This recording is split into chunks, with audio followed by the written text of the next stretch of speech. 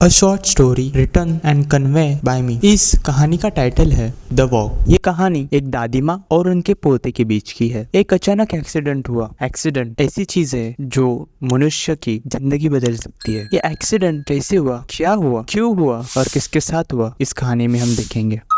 Hello hello, इधर street number 15 पे आपकी दादी माँ का एक्सीडेंट हुआ है, आप जल्दी आइए। ये सुनकर घर वाले शॉक हो गए। उन्होंने जल्दी ही गाड़ी निकाली और स्ट्रीट नंबर 15 पे दादी माँ को लेने निकल पड़े। वो पहुंच के दादी माँ से मिले और सवाल किया, ये कैसे हुआ। अगर ये जानना है कि एक्सीडेंट कैसे हुआ तो उससे पहले पूरी कहानी जान लो। कहानी शुरुआत होती है दादी माँ और उनके छोटे से परिवार से। दादी माँ जो बहुत अच्छी थी, बहुत हंसती थी, लोगों से मिलना, बाहर घूमना उनको बहुत पसंद था। दादी जी का एक छोटा सा परिवार जिसमें वो, उनका बेटा, उनकी बहू और उनका पोता रहता था। दादी माँ का पोता अजय बहुत ही नटखट था और समझदार भी था। उसको भी बाहर घूमना, नए लोगों से मिलना और बातें करना अच्छा लगता था। दादी माँ रोज शाम बाहर घूमने जाती, रोज मंदिरों में जाती, रोज लोगों से मिलती और रोज बहुत सारी बातें करती। बाहर घूमना मतलब दादी माँ के लिए जैसे अपनी जवानी ही जीना है। दादी माँ एक दिन बाहर निकली मंदिर को जाने के लिए। मंदिर में पहुंची, मंदिर का दर्शन लिया, लोगों से मिली, लोगों से बात की, बहुत अच्छा लगा। फिर वापस आते वक्त रास्ते में अचानक एक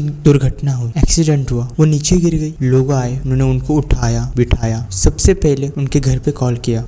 हेलो हेलो, इधर स्ट्रीट नंबर 15 पे आपके दादी माँ का एक्सीडेंट हुआ है, आप जल्दी आइए। ये सुनकर घर वाले शॉक हो गए। उन्होंने जल्दी ही गाड़ी निकाली और स्ट्रीट नंबर 15 पे दादी माँ को लेने निकल पड़े। वो पहुंच के दादी माँ से मिले। क्या हुआ, ये कैसे हुआ। तो लोगों ने बताया चलते चलते अचानक से उनका पैर फिसल गया और वो नीचे गिर गए, जिसके वजह से उनको थोड़ी बैक साइड में चोटें आई है। तो दादी माँ को जल्दी से ही उठाकर अस्पताल में लेके गए। अस्पताल में जाने के बाद डॉक्टर ने उनका इलाज किया। इलाज करने के बाद डॉक्टर साहब बोले आपने अच्छा किया, दादी माँ को जल्दी से जल्दी अस्पताल में लेके आए। आप टेंशन ना लीजिए, दादी माँ ठीक हो, जल्दी ही हो जाएंगे। मैं आपको कुछ दवाइयाँ, कुछ चीजें लिख के देता हूँ, आप उसका पालन कीजिए। और एक महत्वपूर्ण बात डॉक्टर साहब ने कही कि दादी माँ को बाहर मत जाने दीजिए। यह सुनकर सारे शॉक हो गए। दादी माँ ने यह सुना तो उनके पैरों तले से जमीन ही खिसक गई। मतलब बाहर घूमना दादी माँ के लिए जैसे रोज का खाना खाना है, नहीं तो रोज का सांस लेना है। अगर वही बंद हो जाए तो कैसे चलेगा। पर अब वो तो करना ही पड़ेगा, हालात ही वैसे थे। तो दादी माँ घर पे आई। घर पे आने के बाद दादी माँ के इलाज में 2 महीने लगे। 2 महीनों में दादी माँ ठीक हो गई। वो अब चलने फिरने लगी, पर उनको बाहर जाने की अनुमति नहीं थी। दादी माँ का दिल हमेशा बाहर घूमने में लगा रहा। दादी माँ को बहुत आशा थी कभी ना कभी तो वो बाहर जरूर जाएंगी, वापस से घूमने लगेंगी, पर ऐसा कुछ हो नहीं पाता। दादी माँ ने भगवान से प्रे किया, शायद से